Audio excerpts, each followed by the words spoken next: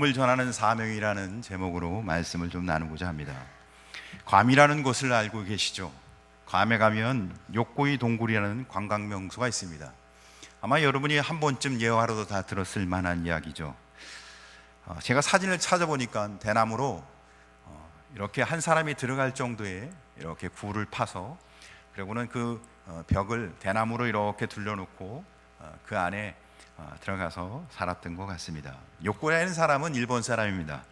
그는 2차 세계대전 일본군으로서 괌에 주둔하다가 전쟁이 끝났는데 전쟁이 끝난 소식을 듣지 못하고 그곳에서 다른 패잔병들과 27년 동안을 머무르게 되는데, 대부분의 사람들은 다 죽고 자기만 남게 됐습니다.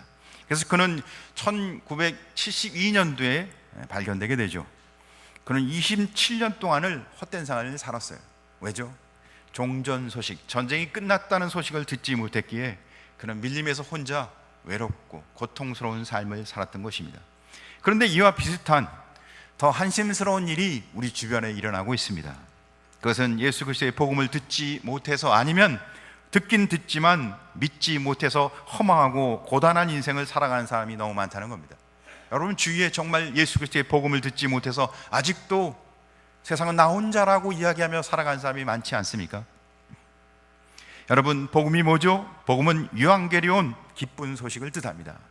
하나님의 아들 예수 그리스도가 인간의 모습으로 이 땅에 오셔서 십자가의 죽으심으로, 그리고는 사흘 후에 부활하셔서 우리의 구주가 되었다는, 이것이 우리 가장 기쁜, 우리 인생에 있어서 가장 기쁜 소식입니다. 오늘 성경 본문은 사도 바울이 왜 그것이 우리에게 가장 기쁜 소식인가를 설명하고 있습니다. 예수 그리스도가 왜 우리에게 복음인가, 오늘 말씀을 통해 다시 한번 확인하시고, 또한 더 나아가 이 복음을, 이 기쁜 소식을 다른 사람에게도 알리고 전하는 전도자의 삶을 살아가길 주님을 축복합니다. 첫째, 복음은 죄인을 구원하는 능력이라고 오늘 본문에 기록하고 있습니다. 예수님의 십자가 부활이 왜 우리 인생의 복음이 될까요? 그것은 우리를 구원하는 능력이기 때문에 그렇습니다. 로마서 1장 16절 말씀을 보면 이렇게 기록합니다. 내가 복음을 부끄러워하지 아니하노니 이 복음은 모든 믿는 자에게 구원을 주시는 하나님의 능력이 됨이라. 먼저는 유대인이요 그리고 헬라인이니로다. 바울은 로마 시민권자였습니다. 그래도 유대인 출신이었죠. 유대인들은 종교적 긍정심은 자긍심은 갖고 있었지만, 그들이 그런 긍지를 갖고 살아가긴 했지만 그래도 변방의 약소 민족이었죠. 로마에 비하면 그냥 아무것도 아닌 민족이었습니다. 그래서 그들은 로마 사람 앞에 서면 왠지 열등감을 느꼈습니다. 예수님도 유대인이었고, 더구나 예수님은 십자가의 형틀에, 죄인이 처형되는 형틀에 달려 돌아가셨습니다. 생각해보면 부끄러운 일일 수도 있었다는 겁니다. 그러나 예수님은 그의 끝이 아니라, 십자가의 죽으심으로 끝이 아니라 부활하셨습니다. 예수님의 십자가의 부활은 그분이 우리를 구원하시는 하나님의 능력인 것을 보여준 것입니다. 그래서 바울은 더 이상 이 놀라운 소식이 부끄러운 일이 아니라 자랑할, 도리어 다른 사람들에게 소리쳐 자랑할 일이라고 이야기합니다. 그래서 구원을 주시는 하나님의 능력이라고 고백하고 있는 겁니다. 능력은 헬라어를 보면 디나미스라고 기록하고 있습니다. 이건 어마어마한 힘이 있다는 뜻입니다. 어마어마한 죽은 자를 살리는 구원의 능력이 있다는 겁니다. 예수 그리스도를 만나지 못한 인생은 비참한 인생을 살아갈 수밖에 없습니다. 그런데 그 비참한 인생의 원인은 죄 때문이죠. 죄가 우리 모든 인생의 근본 문제입니다. 마치 질병의 근원을 찾아내야 하는 것과 같습니다. 이를 해결하기 위해서는 가장 급선무는 죄의 근원을 찾아내야 하는 겁니다. 어떤 사람이 간암에 걸려서 얼굴이 시커멓게 변해갑니다. 그러면 그 사람을 치유하기 위해서 그 시커먼 얼굴을 분을 발라서 허옇게 만든다고 해도 치유된 것은 아니죠. 근본적으로는 암 수술을 해서 암덩어리를 제거해야 하는 겁니다. 우리 인생의 모든 문제는 죄를 제거해야만 됩니다. 그래서 예수님이 십자가에 죽으셨습니다. 죄가 없으신 하나님의 아들이 이 땅에 오셔서 우리의 모든 죄를 지으시고 피 흘리심으로 우리의 죄를 도려내신 겁니다. 피는 생명을 뜻하는데 예수 그리스도의 피 흘림으로 우리의 죄의 문제가 해결될 수 있습니다. 히브리서 9장 22절에 피 흘림이 없은즉 상함이 없느니라. 사랑하는 성도 여러분, 그리스도의 십자가는 우리의 죄를 위해 죽으신 겁니다. 그리고 예수님은 부활하십니다. 그의 부활하심은 그의 죽음이 단순한 죽음이 아니라 하나님의 아들의 죽음이신 것을 증명하는 것이었습니다. 동시에 그의 부활하심은 하나님의 아들로서 인간의 죄를 대속하게 오신 죽음이었다는 것을 증명하는 것이었습니다. 만약에 예수 그리스도의 부활이 없었다면 그분이 하나님의 아들인 것을 어떻게 증명하겠습니까? 당시에 예수님이 십자가에 죽을 당시에 수많은 사람들이 십자가에 죽었어요. 예수님이 만약에 부활하지 않았다면 다른 사람이 십자가에 무수히 죽는 것처럼 그 수많은 사람 중에 하나일 수밖에 없었을 겁니다. 그런데 그중 유일하게 예수님은 하나님의 아들이시기에 우리의 죄를 대속하신 구속주이시기에 부활하셨습니다. 우리가 믿는 복음은 예수 그리스도의 십자가의 죽음과 부활을 믿는 것입니다. 이게 복음의 핵심입니다. 우리의 죄를 덜어낸 하나님의 은혜, 하나님이 우리를 구원하시는 그 능력, 사랑하는 성도 여러분, 이 복음을 믿음으로 날마다 승리하시길 주님으로 축복합니다. 두 번째 성경은 믿음으로 받는 구원의 축복이라고 오늘 성경은 우리에게 이야기해 주고 있습니다. 우리를 구원하시는 이 하나님의 은혜, 구원의 축복을 얻기 위해서 우리에게 뭘 해야 할까요? 그렇지 않아요? 이걸 우리가 정말 누리려면 뭘 해야 되겠습니까? 오늘 성경은 믿음이 필요하다고 얘기합니다. 믿음은 복음으로 주어진 축복을 받는 손과 같은 것입니다. 손이 없다면 뭘 줘도 받을 수가 없지 않습니까? 복음의 축복은 우리가 받을 수 없다면 그림의 떡이 되고 말 것입니다. 그래서 사도 바울은 믿음을 강조합니다. 로마서 1장 16절 17절 화면에 보시면 이렇게 기록합니다. 이 복음은 모든 믿는 자에게 구원을 주시는 하나님의 능력이 됩니다. 복음에는 하나님의 의가 나타나서 믿음으로 믿음에 이르게 하나니 기록된 바. 여기서부터 한번 같이 읽어볼까요? 시작. 오직 의인은 믿음으로 말미암아 살리라. 할렐루야. 의인이 사는 길은 믿음으로만 가능한 겁니다. 믿음이 없으면 구원은 없습니다. 인생이 복음을 믿는 자, 예수 그리스도를 믿는 자는 인생이 바뀝니다. 이전과 이후가 바뀐다는 겁니다. 그래서 우리 달력, 우리가 쓰고 있는 연대표를 보면 BC와 AD로 나눠져 있어요. 주전, 주후. 예수님이 전과 후로 인류 역사가 예수님의 오심을 기준으로 갈라져 있다는 겁니다. 인생사도 모든 역사가 그런 것처럼 우리 개인사도 마찬가지입니다. 예수님을 믿기 전과 믿기 후가 완전히 다른 겁니다. 사랑하는 성도 여러분, 믿음으로 구원의 복을 누리시는 복된 성도의 삶을 살아가길 주님으로 축복합니다. 구원은 우리가 단순히 믿어서 천국 가는 것만 말하진 않습니다. 물론 우리가 죽어서 천국 가는 것이 우리 신앙에서 굉장히 중요합니다. 그러나 그 이상 더 많은 것들을 포함하고 있습니다. 그래서 우리가 받은 구원은, 우리가 예수 그리스도를 믿음으로 받은 이 은혜는 전인 구원이라고 말하고 있습니다. 전인 구원. 우리에게 구체적으로 우리의 인생 가운데 어떻게 나타나냐면, 첫째는 영원 구원을 받게 하십니다. 십자가의 대속을 믿음으로 우리 영원 구원, 그래서 하나님의 약속에 따라 우리의 모든 죄가 사함받고 우리는 천국 백성, 사망에서 생명으로 인도함을 받는 줄 믿으시기 바랍니다. 모든 인간은 태어나 반드시 죽습니다. 반드시 한 번은 죽게 되어 있습니다. 그래서 히브리서 9장 27절, 한 번 죽는 것은 사람에게 정해진 것이요 그 후에는 심판이 있다. 죽은 후에 무서운 것은 심판이 있다는 것입니다. 그것은 두 번째 사망을 뜻합니다. 지옥 형벌을 뜻하는 겁니다. 이 사망의 문제를 해결할 수 있는 세상에 그 어떤 방법도 없습니다. 그런데 하나님은 예수 그리스도의 십자가의 대속으로 믿는 자는 이 죽음의 문제를 해결해 주신다고 성경에 계시 약속하고 계십니다. 예수 그리스도가 나를 위해 죽으신, 내 죄를 위해 죽으신 사실을 믿기만 하면 나의 죽음과 사망의 문제가 해결되는 줄 믿으시기 바랍니다.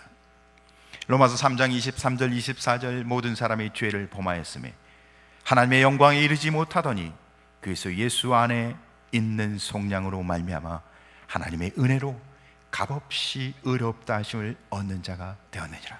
할렐루야. 하나님의 약속이라는 겁니다. 하나님이 정해놓으신 믿음의 공식이에요. 믿음으로만 인생이 바뀌는 겁니다.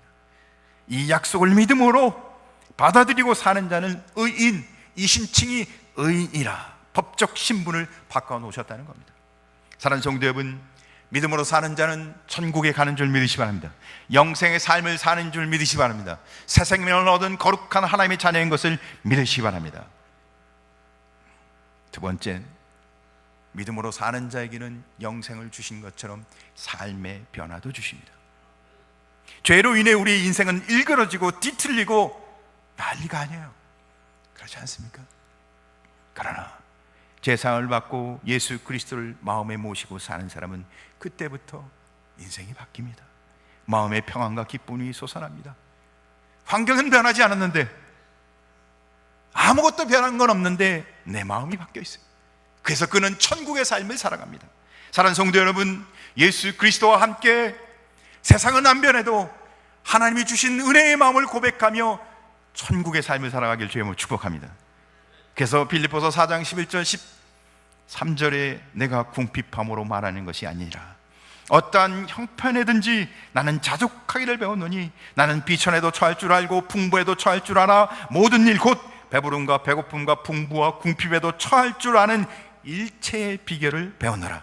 내게 능력 주시는 자 안에서 내가 모든 것을 할 수 있느니라. 그의 마음에 예수님이 임하면 예수님 믿기 전과 예수님 믿은 이후가 이렇게 바뀐다는 거예요.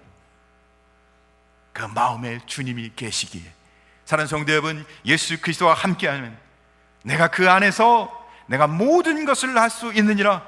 어떠한 환경 속에서도 감사하며 하나님께 찬송 들리며 주를 바라볼 수 있다는 뜻인 겁니다. 어떠한 환경 속에서도 주를 바라보며 감사하며 승리하는 성도 되시길 주님으로 축복합니다. 찬송가 483장 내 영혼이 은총 입어 중한 재짐 벗고무니 슬픔 많은 이 세상도 천국으로 하도다. 얼마나 고통스러웠으면, 죄의 짐이 무거웠으면, 그런데 주님과 함께하니 이곳이 천국이라고 노래합니다. 높은 산이 거친 들이 초막이나 궁궐이나 내 주 예수 모신 것이 그 어디나 하늘나라.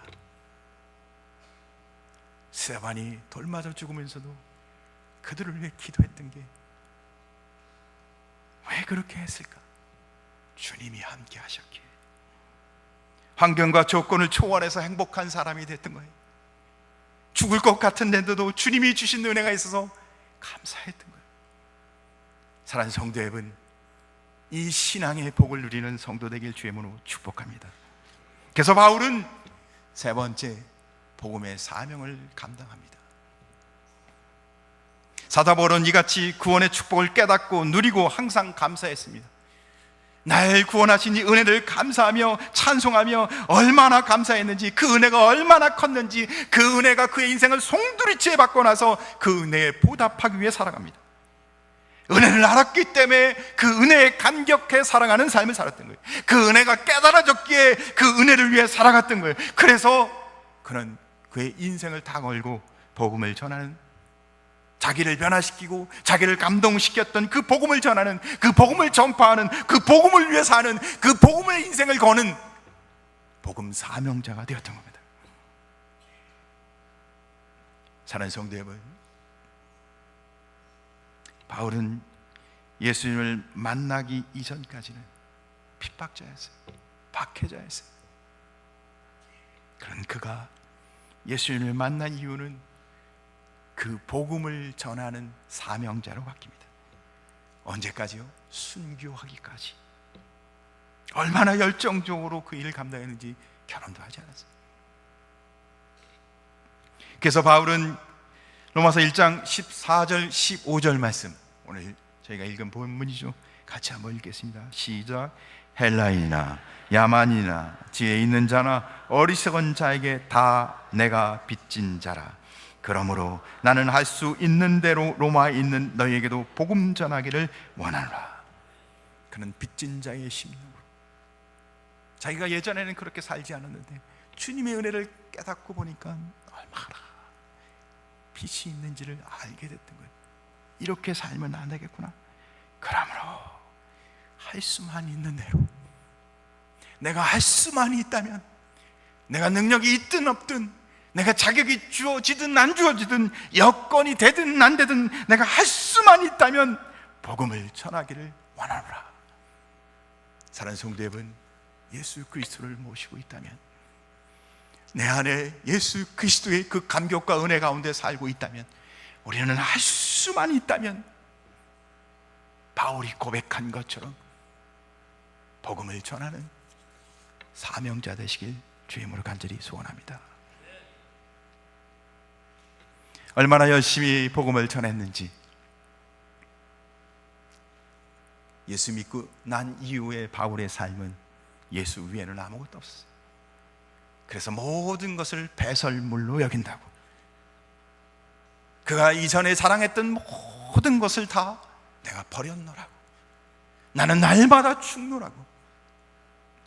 사랑하는 성도 여러분, 복음을 위해 사는 거룩한 성도, 복음이 나의 삶의 전부가 되는 성도, 복음으로 우리 인생의 초점이 바뀌는 성도 되시길 주의 이름으로 간절히 소원합니다. 사도 바울이나 성경에 기록한, 아니면 기독교 역사상의 특정한 몇몇 사람들만 이렇게 사는 것이 아니라 모든 그리스도인, 예수 그리스도를 모시고 사는 모든 성도와 교회는 바로 이 사명을 감당하며 살아야 되는 것입니다. 예수님이 십자가에 죽으시고 사흘 만에 부활하여 승천하셔, 그래서 마지막으로 우리에게 유언을 남기세요. 뭐 하라고요? 마태복음 28장 19절에서 20절 말씀, 우리가 꼭 해야 할, 예수님이 우리에게 꼭 부탁하고 정말 마지막으로 부탁한 말씀, 너희가 꼭 해야 할 일, 어떤 상황에서 감당할, 너희가 꼭 해야 할 일, 그러므로 너희는 가서 모든 민족을 제자로 삼아 아버지와 아들과 성령의 이름으로 세례를 주고 내가 너희에게 분부한 모든 것을 가르쳐 지키게 하라. 볼지어다 내가 세상 끝날까지 너희와 항상 함께 있으리라 하시니라. 모든 민족에 가서 세상 끝날까지 복음을 전하라는 것입니다. 이 명령을 우리는 지상명령이라고 하죠. 예수를 믿는 자마다 이 명령이 얼마나 중요한지를 깨달아 이 복음 전파하는 사명을 감당하는 은혜가 있길 간절히 소원합니다. 이 사명을 감당한 그리스도인이 오고 가는 모든 세대에 있었기에 우리가 오늘 이 자리에서 하나님을 나의 하나님이라고 고백하며 예배하고 있는 겁니다. 이것을 그리스도인들이, 수많은 교회가 내게 주신 사명이라고 감당하지 않았다면 우리는 이 복음을 들을 수가 없었을 거예요. 그래서 로마서 10장 13절과 15절 말씀에 이렇게 기록하고 있습니다. 누구든지 주의 이름을 부르는 자는 구원을 받으리라. 그런즉 그들이 믿지 아니하는 일을 어찌 부르리요? 듣지도 못한 일을 어찌 믿으리요? 접한 자가 없이 어찌 들으리요? 보내심을 받지 아니하였으면 어찌 전파하리요? 파송한 교회가 없고 전도하는 사람이 없고 복음을 전한 자가 없다면 우리가 어떻게 이곳에서 복음을 듣고 예수님을 알고 이곳에 있겠습니까? 복음은 전하고 또 전하고 전해서 온 세상에 복음이 전파될 때까지 복음을 전하는 것이 성도와 교회의 사명인 것입니다. 복음을 전하면 전할수록 물결이 일어나고 물결이 일어나 온 세상을 덮는 것처럼 온 세상이 변할 것입니다. 하박국 선지자는 2장 14절에 그 변화를 이렇게 노래합니다. 이는 물이 바다를 덮음같이 여호와의 영광을 인정하는 것이니 세상에 가득합니다. 사랑하는 성도 여러분, 여러분이 있는 그 자리에서, 여러분이 처한 그곳에서 우리 근곡회가 있는 이곳에서 우리는 복음을 전하는 사명을 감당하는 은혜가 있길 간절히 소원합니다. 이게 하나님이 우리에게 주신 은혜며 교회에 주신 사명이라는 겁니다. 사랑하는 성도 여러분, 내가 예수 그리스도를 믿어 죄에서 생명으로 하나님의 거룩한 자녀로 구원받은 이 은혜가 나의 입술로 내가 이제는 빚진 자의 마음을 가지고 또 다른 사람에게 전하고 증가하는, 그래요, 불편한 것도 있겠죠. 그러나 이 사명을 감당하는데 우리의 마음이 최우선되기를 주님의 이름으로 축복합니다. 이번 새생명 축제 주제 겸 표현은 천하보다 귀한 한 사람을 전도하자입니다. 한번 따라 하시죠. 천하보다 귀한 한 사람을 전도하자. 여러분, 한 사람, 한 영혼, 그들에게 복음을 전하는 전도자의 삶을 살아가길 주의 이름으로 축복합니다. 기도하겠습니다.